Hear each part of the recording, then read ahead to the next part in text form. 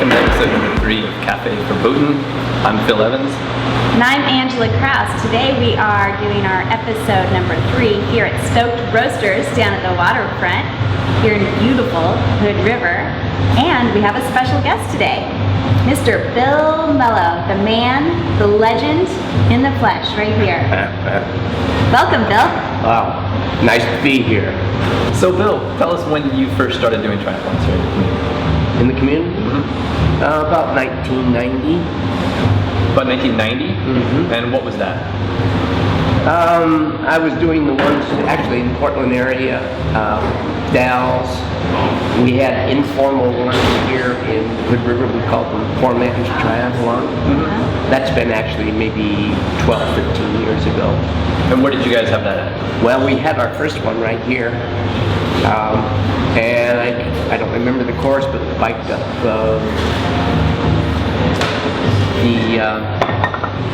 what was it, Country Club, I guess. Oh, okay. And then we moved to Lost Lake, and we had them up there every week. Every week you guys would meet at Lost Lake. Mm-hmm. That's awesome. Yeah. It's a perfect course. I love that area. Yeah, that is pretty cool. I'd love to do a backyard half out there. Maybe we can do a commemorative loss. We did a half there one time. Yeah. It was sort of like hokey. The hard part was the bike. We did the bike up Red Hill, Nice. around, Uh-huh. and I can't remember which. We ran down towards Branch Road to Waterloo and back. You ran down Branch Road and then back up it. Mm-hmm. Wow. I heard a story once.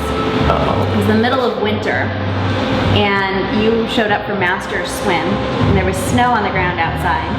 And after the swim was over, you threw a wool sweater on over your Speedo and went for a 20-mile run in the snow, barefoot. Barefoot? That's what I heard. Was it Alaska that you developed your appreciation on the Speedos, or was that down here when you moved to the warmer? Oh, originally, triathlon was Speedo on the swim, Speedo on the bike, Speedo on the run. And It's just logos and Speedos. there weren't any wetsuits, and that was all anybody wore was Speedos. Wow. No wetsuits, and then you guys swam in the river. But we did it during the winter. We did it during the winter. Yeah. This week on Cafe Verboten, we have compiled a list of the top 10 excuses to not show up for Tri Night. You want to help me in reading these All right, off? number 10, I have to tend to my orchard. Number 9, I'll be in Vegas. Number 8, I am afraid of my new bike. Number 7, I raced last weekend. Number 6, I'm racing this weekend. Number 5, it's too windy. Number 4, I can't swim. Number 3, I couldn't find my Speedo. Number 2, I remembered that I forgot to bring beer. And the number 1 reason for not attending Tri Night, the store was out of beans for my post-workout burrito.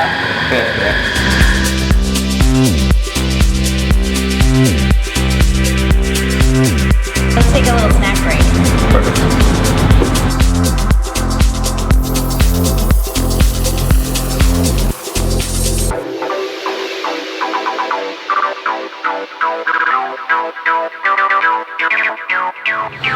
I think that's funny that you wanted me to keep a secret and then you were texting me because you were mad that I didn't keep the secret and then you texted Mama.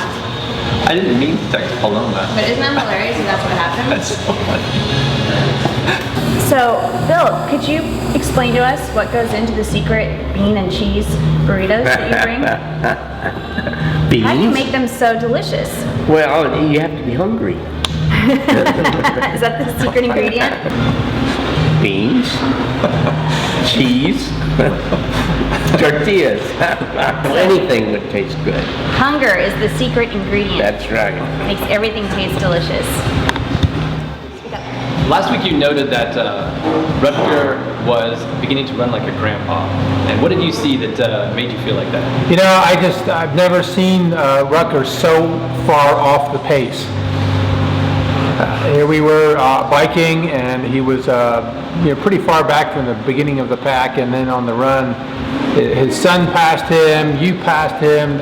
I think there was an old granny on the road that passed him. I'm just saying. Way is Victoria. Victoria is only 2 weeks away, but Rutger's not doing Victoria. How do you think Rutger will fare? He's not doing Victoria. Oh. So I think Rutger's going to have challenges this year on the course. I think the young whippersnapper, Daijoman, is going to leave him in the dust, and I think Rutger's maybe lost his drive.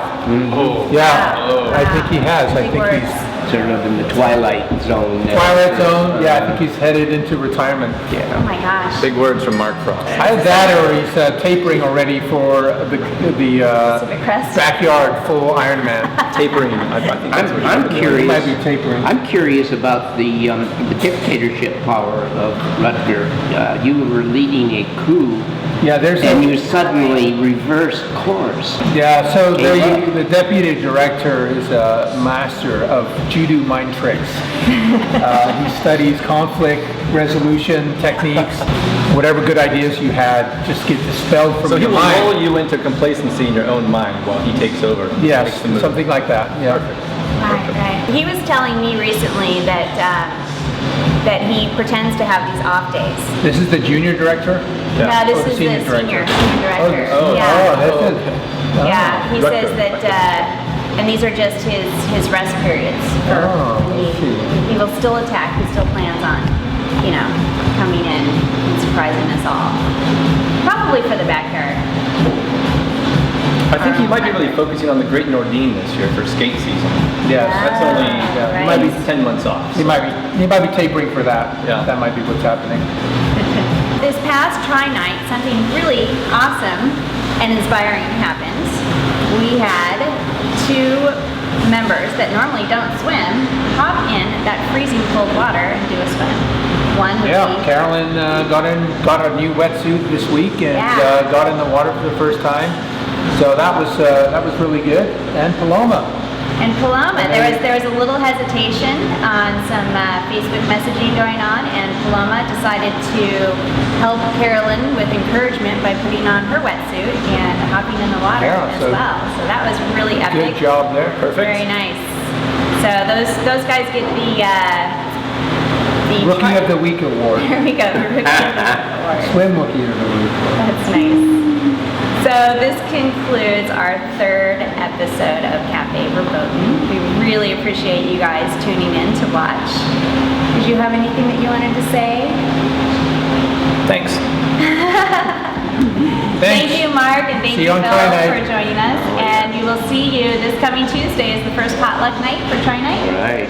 Bring something other than chips and beer, because that's the standard. So you have to bump it up a few notches this week, and the water should be at least 2 degrees warmer, I would say, and a lot calmer, so we hope to see you there. Bye-bye. Thank you.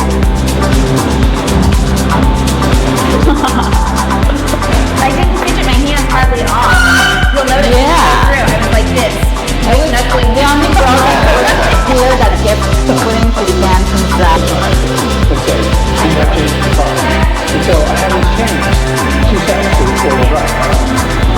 And I put them in this bag or box that was in large that I had between the second car and the wax.